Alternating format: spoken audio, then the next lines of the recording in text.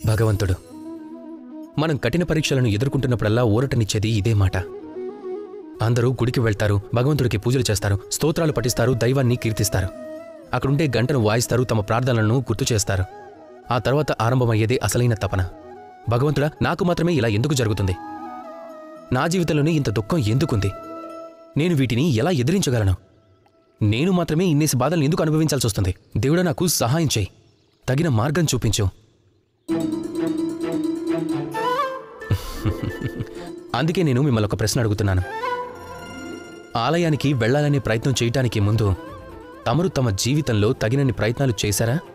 ఆ సమస్యని దూరం చేయటానికి జాగ్రత్తలు తీసుకున్నారా? మరొక ప్రశ్న, భగవంతుడికి గుర్తు చేసే ముందు మిమ్మల్ని మీరు జాగృతం చేసుకోవాలి.